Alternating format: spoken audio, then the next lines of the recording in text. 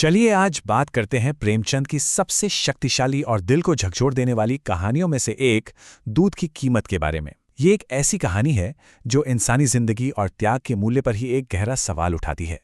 ये एक लाइन पूरी कहानी का आप कह सकते हैं दर्द है। और जब हम इस कहानी के अंत तक पहुंचेंगे तो इसका पूरा दिल दहला देने वाला वजन हम सबको महसूस होगा। तो कहानी की शुरुआत होती है बाबू महेश नाथ के घर से। वो एक पढ़े लिखे अमीर जमींदार हैं जिनके घर 3 बेटियों के बाद आखिरकार एक बेटे ने जन्म लिया है।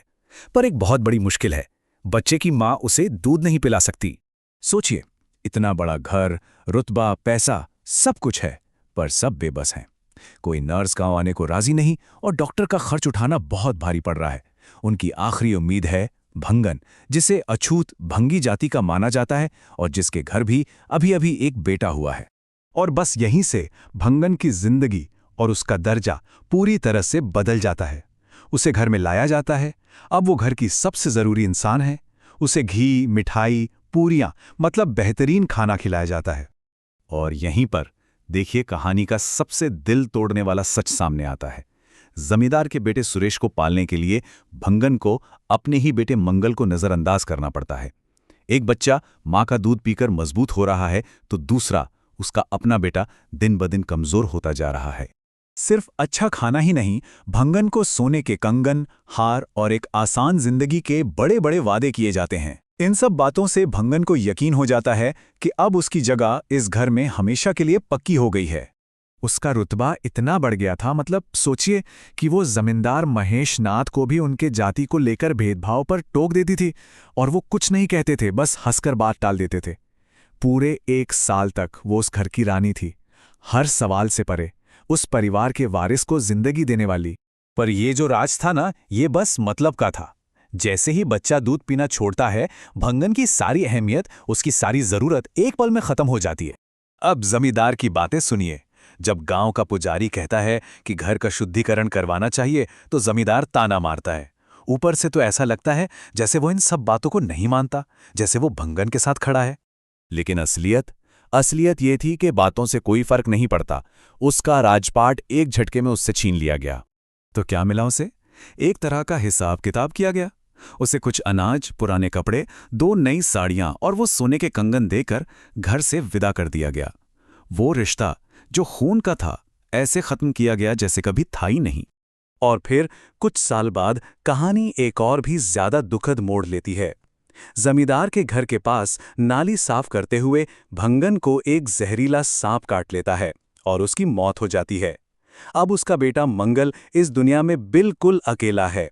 और मंगल, वो धीरे धीरे इस दुनिया में और अकेला होता गया। पहले माँ गई, फिर झोपड़ी की छत गिरी, फिर दीवारें ढह गई और आखिरकार वो उसी जमींदार के दरवाजे पर उनकी जूठन के सहारे जीने को मजबूर हो गया।